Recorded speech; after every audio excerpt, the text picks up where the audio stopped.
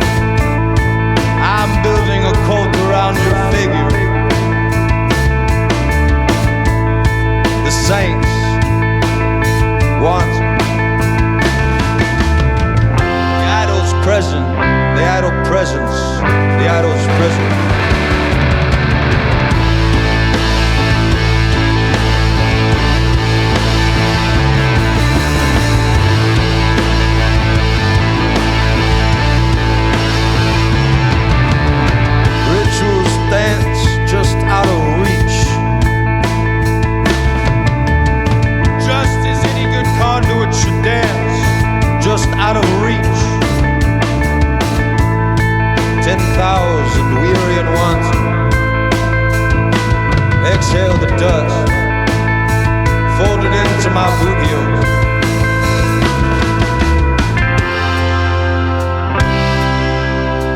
On and on they chew forever.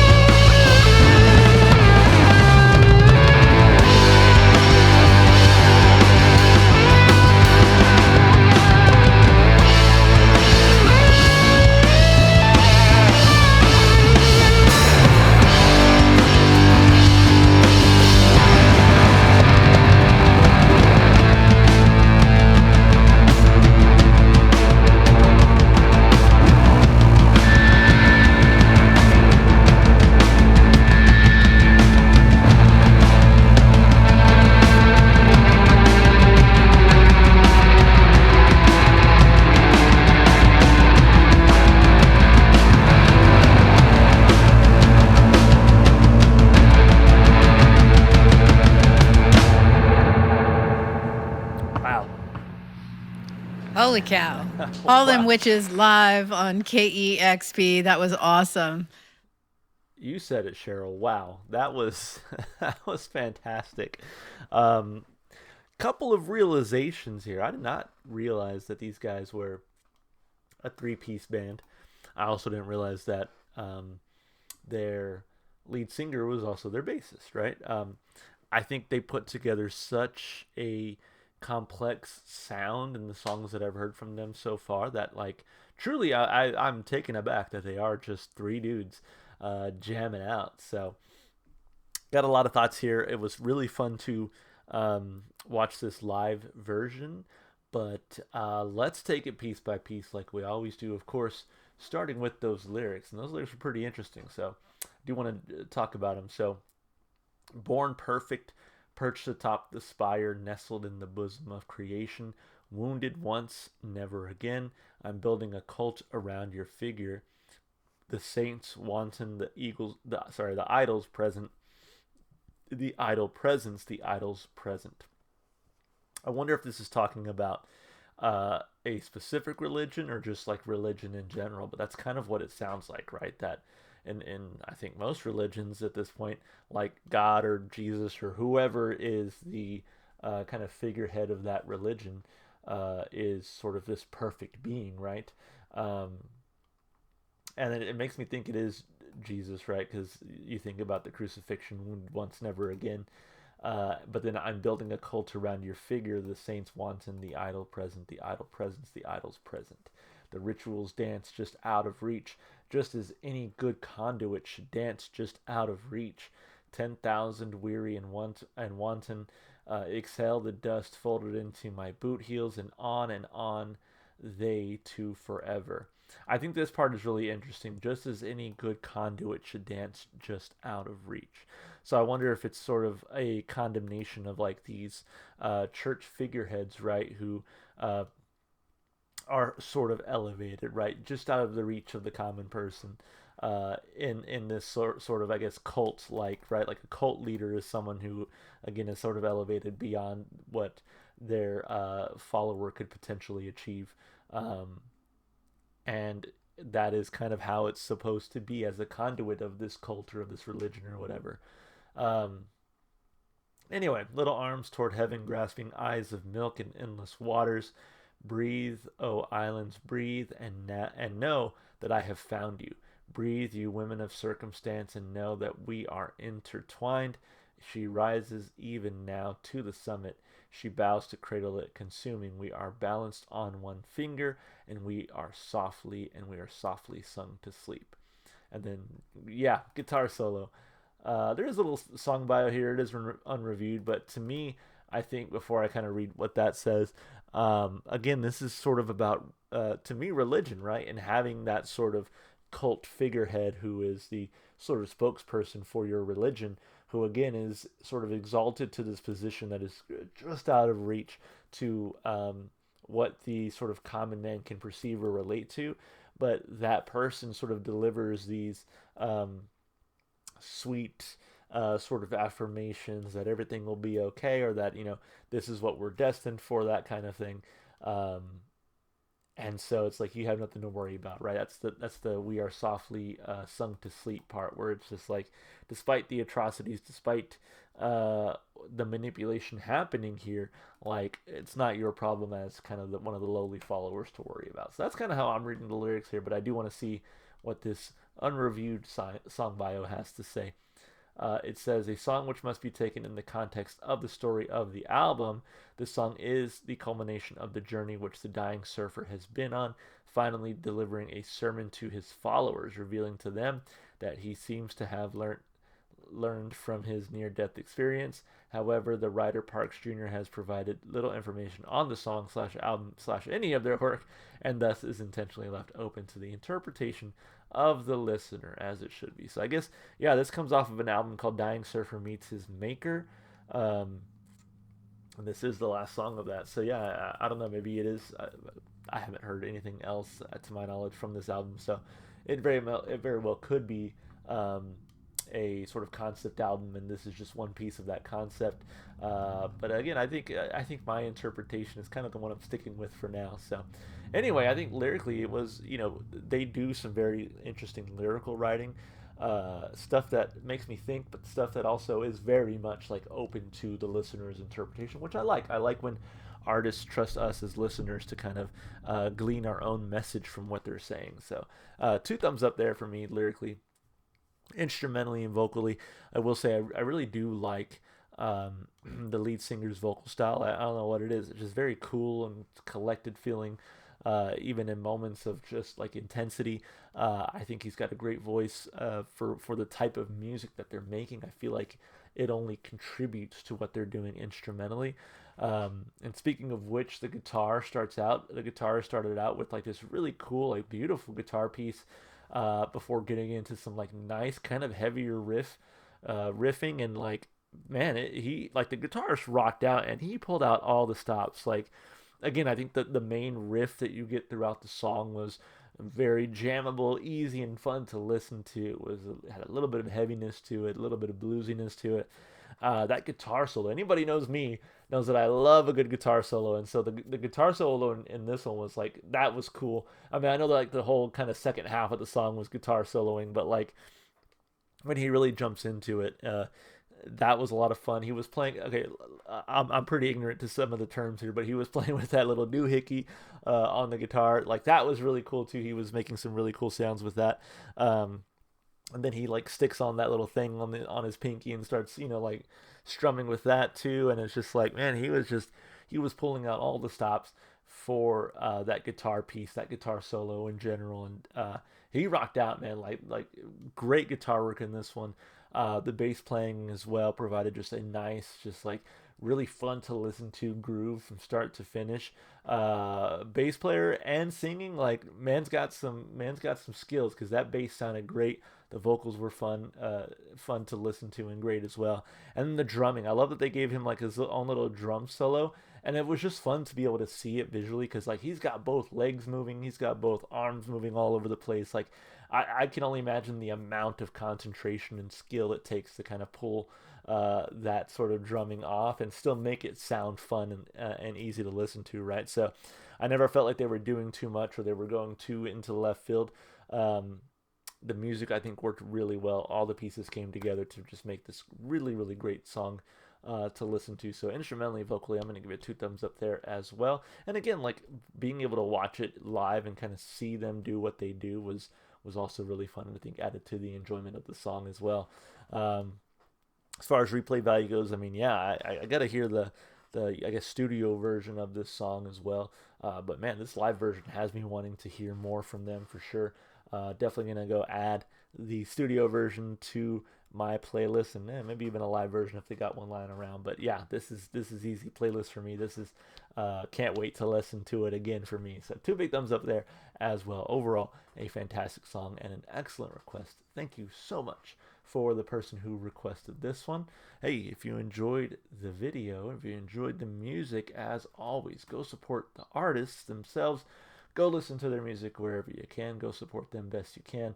And if you enjoyed what you saw here on the channel, just, consider supporting the channel. Like, subscribe, comment, all that good stuff.